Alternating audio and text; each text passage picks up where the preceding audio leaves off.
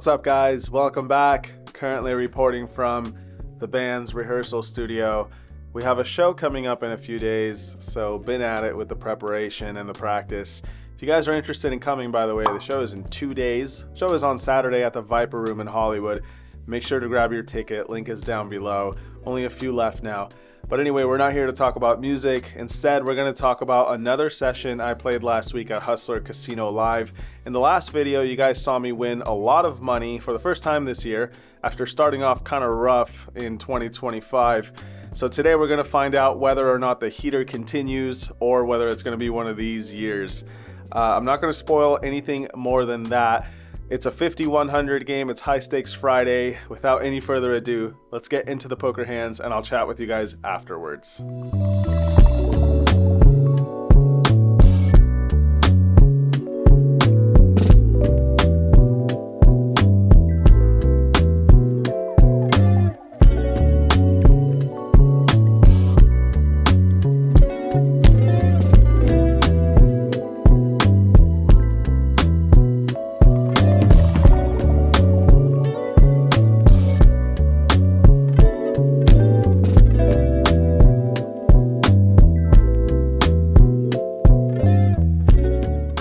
Everyone, here we go once again. Today we are playing 50-100 with a $100 big blind ante. The typical stakes at Hustler Casino on a Friday. Let's get to it. I sit down with around $55,000 and the first interesting hand, there's a raise from Peepee to $300. You guys might remember him from an earlier vlog. Anyway, it gets to me in the big blind. I've got King 7 suited and decide to defend. Could even re-raise once in a while, but I think a call is much more standard. So that's what I do when we go heads up to a flop of 10-4-4. One spade out there, pretty dry board. I check it over to him and he bets $200. Against such a small down bet, I think we should have some check raises. Of course, with value, like a 4, even a 10 against this kind of sizing could raise. But I think to balance that out, we need to find some bluffs. King 7 of spades, probably a little bit too wide. Better to have, you know, some backdoor straight possibility, but with the backdoor flush draw, I think doing it once in a while with this exact hand is fine. So that's what I do this time. I raise it up to $1,200, trying to deny equity from all better hands, of course. As you guys can see, we get some sick value here when PP makes the call by accident almost. Turn card is the dream. It's the King of Hearts. Not really a card PP should ever expect me to have. For that reason, I think continuing to bet makes sense. $1,400 into the middle. Would also continue this story with bluffs, so I expect to get called quite often here, and sure enough, PP does make the call. Of course, he actually turned top pair as well, but I really didn't expect that. River is the 5 of hearts, and now it's a question of do we want to continue betting or check and let him bluff. Given how this hand's played out, I don't think he's going to bluff very often, and like I keep mentioning, I would have some random attempts to steal the pot here, so I think continuing to bet top pair is just mandatory. For that reason, I put in $5,000. PP doesn't wait too long before calling, and it turns out we got a little bit unlucky by chopping against King Deuce, but I guess it's better than losing. A few rounds later, this hand comes up where there's a raise to 400 from PP. May G now raises on the button to 1,300, and I'm in the big blind looking down at ace 10 offsuit. Of course, against a raise and a re-raise, ace 10 off out of the blinds is not a super strong hand, but it does have removal to aces, ace king, ace queen. You guys get the idea. And for that reason, I think it's okay to occasionally use it as a 4-bet bluff. Also worth mentioning that higher Broadway cards like these go up in value when your opponents don't have a lot of chips behind. Meiji only has like 13k, so I don't really hate this play as much as if he had, let's say, 40 or 50,000 in front of him. Anyway, I make it $3,800 to go. PP gets out of the way and now it's back on Meiji. As I somewhat suspected, he doesn't have the strongest hand with 6-5 suited. I did have a feeling he might be getting out of line pre-flop a little bit, but maybe I'm wrong because after some thought, he makes the call for around a quarter of his stack pre-flop. That kind of sets off alarm bells in my head. I felt like he definitely had a strong hand when this happened. Of course, you guys can see I'm way off. He's just got 6 high. But anyway, we go to a flop of King, Queen, 3 with 2 clubs. My initial concerns are somewhat gone now because this board is just so much better for me than it is for him. Unless we're up against like top 2, he shouldn't really have that strong of a hand. So I decided to continue betting small, expecting to get folds from pretty much every pocket pair that hasn't hit a set. But again, much to my surprise, Meiji has got some moves for me and decides to rip it all in for $10,400. kind of an annoying spot now because we've got to call around like a third of the pot size to continue in this hand, or do we just want to fold? Well, let's face facts. He could have a flush draw, which we're beating, and of course we've also got a straight draw ourselves, plus an overcard if he is jamming a hand like, say, King Jack. Now, against all those hands, we are not in great shape, right? Let's take the cumulative amount of hands he might play this way. This includes flush draws, top pair, maybe even middle pair once in a while, draws that are better than mine, like ace jack occasionally. Yeah, I mean, against all those hands, do we have the required odds to make this call? I think we do. It's close, but given how good of a price we're getting and considering how many flush draws might play this way, I think we just have to make the frustrated call here. So that's what I do, and it turns out it's a best case scenario as Meiji just has the naked 6-high flush draw. So we just got to hold here. As you guys can see, based on the odds, it's kind of a coin flip. He's actually got a small advantage, but I'm in the run it once mood for some reason in this hand, so that's what we do. Turn card is another 3, which looks pretty safe. River card is a 4, and it turns out ace high is good. So just like that, we collect a $28,000 pot. Moving on, in this next one, I put on the double straddle for 200. Efan limps from first position before PP makes it $900 to go in the cutoff. Brown Balla calls in the big blind, and now it's on me looking down at a premium ace king. Definitely going to be re-raising. I make it $5,500 to go. Efan lets go of his hand, but now when it gets to PP, he's got around $22,000 to start the hand and decides all of it is going into the middle. This is kind of the beauty of being aggressive pre-flop, is when you finally pick up huge hands, people tend to, I don't want to say overplay their hands against you, but that's kind of exactly what I'm saying. Of course, I make the snap call when it gets to me, and we are in great shape against ace jack. Pot is $45,000 and change. Flop comes out ace jack 9, which looks pretty good. We've got top pair, top kicker. Turn card is a queen, which I'm definitely not loving because now we lose to ace jack, ace queen, pocket jacks, and pocket queens. River card is a 5, so even ace 5 suited we lose to now. But yeah, he's got ace jack, as you guys can see, and we get pretty unlucky in this one, but as you all know by now, that's how it goes once in a while. Nothing to do but continue playing. And with that, we move to this hand, which is quite the opposite in the sense that I felt that ace king versus ace jack was very straightforward. This one is just the opposite. Probably one of the more complex hands so far this year. In this one, it gets all the way to L on the button, who decides to open limp for $200. Small blind folds, and now Brown Balla completes from the big blind.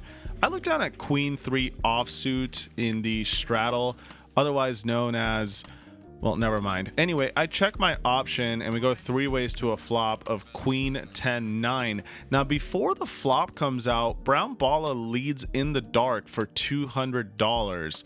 Now, before we proceed, I forgot to mention a critical detail. Stand-up game is on, and Brown Balla and L are the last 2 players who need to win a hand. Perhaps an explanation as to why they're playing hands like 6-5 offsuit and Jack 7 offsuit. But anyway, he bets 200 in the dark, and now with top pair, I think a raise is in order. We're going to have the best hands so often. We've got position.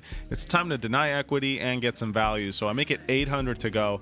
L gets out of the way, but now Brown Balla, when it's on him again, decides to put in the 3-bet on the flop, a very rare situation. He makes it $3,200 to go. Back to me, and already an uncomfortable situation with my exact hand. Of course, I could have some straights, could have some 2-pair once in a while, could even have a combo draw of sorts, like a backdoor flush draw and straight draw. You guys get the idea. So queen 3 offsuit, probably my worst hand to continue with here in terms of strength, but it's still top pair, and I know Brown Balla is capable of some creative bluffs, so I decide to stick around, and we see the ace of diamonds on the turn. Pot is now $7,000, and Brown Balla bets again, this time $5,500. Now, I know the ace might look like a scare card at first glance, but it's pretty much just a brick. I can't see him 3-betting the flop with any hand that contains an ace. Even ace queen would, of course, raise pre-flop, and we have removal to that hand. So yeah, I think it's almost just a complete blank. With that in mind, I decide to make the call once again. If we were ahead on the flop, we should still be ahead on this turn card. And like I said, he could be bluffing, and I think he would continue telling the story on this turn. River card is yet another ace. It's the ace of spades. Pot is $18,000. Back to Brown Balla now, and he decides $24,700 all in is a decision to make. He jams it in my face, all in. Pause. Kind of sus. Anyway, he goes all in for 24,000 and change, like I said, and now we have a really tough spot with queen 3 offsuit. Of course, it's just a bluff catcher at this point, but is it the winning hand? Well, now it's time to try and reverse engineer this entire hand that's played out here. Really a weird one, considering that it's a limped pot. But okay, here we go. What hands are we losing to that play this way?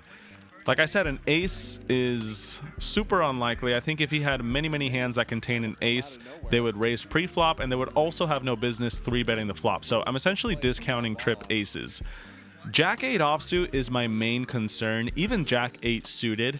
King Jack I don't think is possible because he would have raised pre-flop with that as well. So we're really just losing a Jack 8 offsuit. And aside from that, I mean, what is he really representing here? Not much. That said, what bluffs could he have? Sure, he could have a jack, but would he really play a jack this way all the way to the end? It's pretty aggressive, very brave, and not something I've seen Brown Baller do super often. But then again, the stand-up game is on, and I know this guy likes to get after these side games. He does not want to lose, so I could see some extra incentive for him to try to steal this pot, even if it costs all his chips. So I toss and turn with a decision here. It's a close one. I mean, even though I can't think of too many value hands, it's never fun putting in this much money with a garbage hand like queen 3 offsuit on this kind of board. But at the end of the day, when a story doesn't make sense to me and it's a close spot, I tend to put chips in the middle, and this time is no exception. I make the call, and I'm happy to hear him say, "You're good." Always a great feeling to make a hero call and be correct, and in this case, it means that we are getting pushed a $68,000 pot. A couple of shuffles later, this one comes up where May limps in for 100, Brown Baller raises to 1,000, the stand-up game is still on, and Brown Baller still needs to win a hand. Unfortunately for him, I look down at pocket kings in the small blind. Of course, I'm going to re-raise. I make it 5,400. Back around to him, and he rebought for 20K. He shoves all in. Easy play for him with pocket queens, but unfortunately, this is just a huge cooler. Button versus small blind, kings and queens, especially with the stand-up game on. Hand kind of plays itself.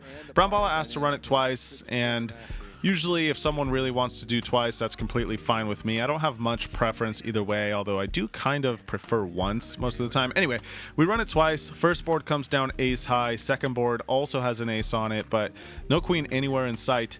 And just like that, we win this pot as well.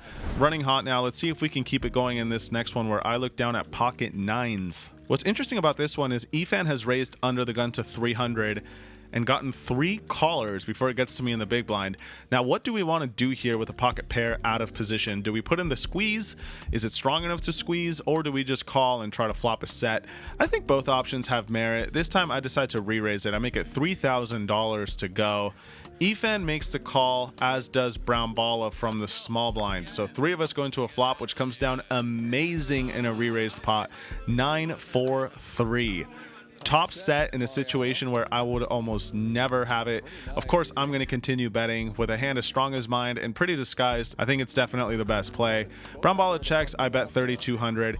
Efan makes the call with his pocket sevens, and Brown Baller comes along as well with his bottom pair. Turn card is a queen of hearts. Brown Baller checks again, and even though I don't think either of these guys are super strong, sometimes you just gotta keep betting and hope people stick around. I don't want to get fancy and check this one, potentially lose some more value, so I put in a bet of $9,000 now, around half pot. Efan has had enough with his pocket sevens. He lets it go. Brown Baller also lets it go. So we end up not getting a ton of value, but of course can't complain with how this one turned out. Moving on to this next one where I raise it up to $400 before Efan makes it $1,200 on my left. All the way back around to me now, and what do we want to do with Jack 10 suited? Well, I think putting in another raise would be a cool play once in a while, but a call seems like the standard route, and that's what I do this time. Off to a flop, which comes down queen 6-4 with 1 club. I check it, and he bets 1,200 again. Already, you could make a case for folding, being out of position, and completely missing this one, but we do have 3 to a straight and 3 to a flush, so I decide to stick around, perhaps a little bit too light. maybe a case of overconfidence after the session has gone rather well so far. But anyway, the turn card is a dream. It's the ace of clubs, so we make the combo draw right here with a straight draw and flush draw. I check it again. Efan continues betting, this time 4,600. And considering that it's a pretty big bet and this card is much better for him than me, nothing to do here but call. I know it seems a little bit odd to call with jack high out of position because sometimes the river will go check check and you end up accidentally losing, but it turns out that calling with flush draws out of position is actually not that bad. I know, kind of surprising, but you know, a little bit of study here and there and you find out some surprising things. Anyway, I make the call and the river comes the ace of spades, so we completely miss. I check again. Efan decides to check it back with his bottom pair, and we see that we got a little bit unlucky here by missing those clubs on the end. Not only would we have made a flush, but it would have been yet another cooler as Efan would have made a flush as well, but he plays his hand well and ends up winning this pot. Moving on to this next one where Brown Baller raises it to $300. I am on his direct left with 8-7 suited. Worthy of a re-raise from time to time. You guys know the drill. It mixes with aces, kings, ace, king, etc. And we have good board coverage when it comes low. So I make it $1,000 to go. Wouldn't do this every time. Gotta say that. But anyway, gets to PP now in the big blind and he looks down at a monster. Pocket queens. Of course, he's going to put in the raise. $3,500 to go. Brown Baller lets go of his ace-6 offsuit. That's good discipline. Back to me now, and well, PP has enough to continue playing here. 60,000. If he was short stacked, like anywhere from 10 to 20k, I'd probably just let this one go. But with enough implied odds, if we hit something, I decide to come along. We also have position, of course, which is a huge factor, and we go to a flop of king 8 deuce with 2 hearts. Middle pair, hand kind of plays itself, at least on the flop. He bets small, and of course, I continue with a call. Turn card is not great. It's the ace of diamonds, so now we're losing to a bunch of hands that might have been bluffing on the flop, like ace queen, ace jack, small suited aces. You guys get the idea. But interestingly enough, PP now checks. I really expected another bet here, and this I think indicates hands like a king, pocket queens through pocket nines, all these sorts of middle strength holdings that don't really want to continue betting but have some showdown value. Back to me now, and what do we want to do with an 8? I think a bet here wouldn't be the worst thing ever, but a check is also fine. Mainly because I could sometimes check back an ace myself, I could check back a king, and of course I could even check back some flush draws in fear of getting check raised. Some hands might take a free card, you know, like queen 10 of hearts or whatever. So that's what I do. I check it back and we see the jack of hearts on the end. PP checks it a second time, and I think even though checking back might feel like a reflex to some players, you know, we've got a pair, we've got some showdown value, the pot isn't too big, it just feels lazy to me. I don't think we're winning often enough with just an 8 here. More than likely he's got pocket queens or pocket 10s, maybe a hand like king queen suited, and all those hands are just going to hate facing a bet here. In addition, I could have some flushes, like I said on the turn. I could even have an ace that pot controls the turn and now goes for some value. I might even have pocket jacks once in a blue moon. So with that in mind, I think a bet is in order here. No need to go too big since all those value hands probably wouldn't go huge either. I bet around half pot, 5,500, just trying to target, like I said, those middling strength hands that we are not beating. And sure enough, it gets the job done as PP lets go of his black pocket queens. Really don't blame him. This is a disgusting spot, but yeah, we take this one down with just a pair of 8s and get the bluff through. Now this next one is just comedy, if you will. In this hand, I raised to $300 with ace 10 of diamonds. L calls from the small blind with 3 high, pretty standard, and we go heads up to a flop of 6-6 deuce with 2 clubs. L checks, I bet $300, and now he puts in a raise to $1,300. I felt like he could easily be full of it here, and with 2 overs plus a backdoor flush draw, I'm happy to see another card in position. So I make the call, and the 9 of clubs comes on the turn. L now continues betting, $3,000 this time, and this is a very player-specific situation. On paper, we have a straightforward fold here because now we're even losing to those flush draws that check raise the flop. But, like I said, I've played quite a bit against L, and I know that randomly he just takes these weird hands and starts bluffing with them, especially when he thinks that you're not very strong, and I don't blame him. I'm not going to connect on 6-6 deuce very often, so with that in mind, I think another call isn't the worst thing here. We could still beat random straight draws like 4-5 or 5-3. He might even have some smaller aces that just randomly go crazy on the flop. and he might just check and give up on the river, so maybe we get a cheaper showdown than expected. I make the very optimistic call, and we see the 8 of hearts as the final card. 9,400 in the middle, and what is L gonna do? He thinks about it for a little bit and now bets around half pot, $5,000. Weird spot, because on the flop he's kind of representing a 6, but then on the turn he starts representing a flush. So am I just supposed to believe that this guy flopped a flush draw, turned a flush, and then just keeps betting? I mean, yeah, he would of course play a flush draw like that on the flop sometimes, but I know he might just call with a flush draw on the flop too, so it's hard to give him credit for too many of these hands. We're still beating airballs, we still beat straight draws on the flop, and of course, like I said earlier, I've played a lot against L, and I was just getting some bluffy vibes. I don't know what it was. It's tough to quantify this and put it into words, but it's just a certain energy you get at the table when you play against someone for a long time. And after much thought, I decide, whatever. If we give some money to L, it's not the worst thing in the world. If we win, it'll look cool, and we're getting a pretty decent price. So I toss in the call. L says, you got it, you win, I'm bluffing. I say, are you sure? He's like, I don't know, actually, maybe I'm bluffing with the best hand, and he turns over 3 deuce. Yeah, this hand, like I said, is pretty funny. I kind of did it to myself, but it's never fun when you make a hero call and your opponent says, you're good, and then shows you a hand that you're actually not beating. Perhaps this isn't something that happens to many of you guys out there, and I wouldn't blame you. If you play solid, this situation shouldn't arise too often, but when you get a little out of line, you run into it sometimes, and it's always kind of a chuckle. But anyway, that was the last interesting hand of the stream. However, the biggest hand of my session came post-stream. We ended up playing shorthanded, so stick around and I'll go over that one right now.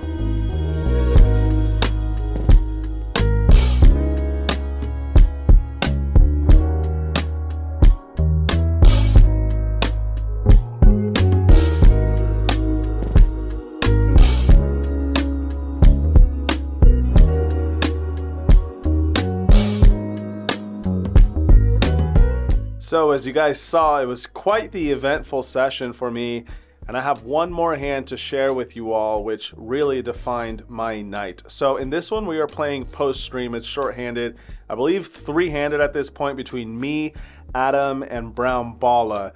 Playing shorthanded is fun, you know, you play a lot of hands, but it's tough to film all of them. That's the downside. So this hand, I just filmed the end. You guys are gonna have to bear with me with these graphics. Anyway, in this one, Brown Balla opens a button. I re-raise from the small blind with pocket 9s. So far, straightforward.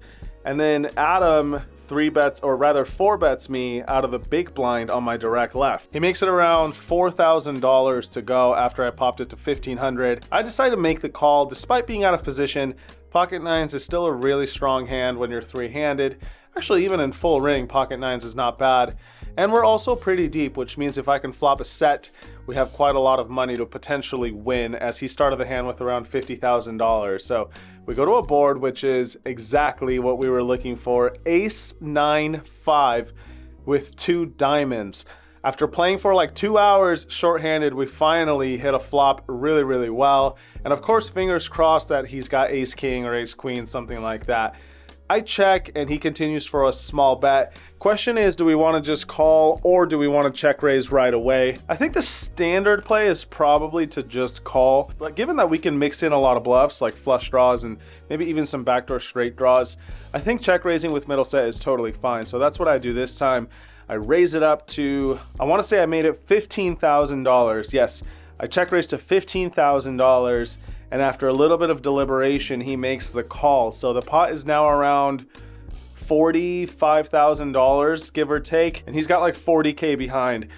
Turn card is an 8, an offsuit 8, and all those potential bluffs, like say Jack 10 of diamonds, Queen 10 of diamonds, all sorts of flush draws on the flop would now pick up a straight draw as well. And those hands would want to continue applying pressure. So I think trying to get the max with pocket 9s here is actually the best play. For that reason, I jam all in. Of course, praying that he's got a hand to call with like top pair or even a flush draw himself. And now he goes into the tank for like 5 minutes before finally calling. That seems like good news. I turn it over right away and he just mucks. So it looks like he was actually drawing dead with a top pair type of hand. River is an inconsequential 3. And just like that, we win the biggest pot of the night. Over $100,000 headed our way. And of course, that defined most of my night. And the main thing about tonight wasn't just that I won a bunch of money, but I felt like I played really well. And that doesn't happen too often. But on this particular night, for whatever reason, I'm happy with all the decisions I made. And the results, of course, weren't bad either. I was in for, I want to say 100,000, maybe 50,000, I forget. It's been a few nights, guys. But I know I won around 120K. Now, if you guys are keeping track, last session I won 140. This video I won 120. So just like that, we're on a $250,000 upswing before the first month of the year. That, of course, is an amazing start. And I know how poker goes. It humbles you quickly, and there's a lot of turbulence up ahead, whether you know it or not. But that said, it's important to enjoy these upswings when they happen, and I'm definitely doing that. I'm very, very happy with how things have gone so far this year. But yeah, that's all I got for you guys today. It was a very exciting vlog, I think. The hands were interesting, at least in my opinion. And here we are now practicing for a live music show that's coming up this Saturday. So kind of a crazy month for me. I hope I see some of you guys at the show. If not, I will catch you all next vlog. Until then, thank you for the support. Good luck at your local tables. I'll see you next time. Peace.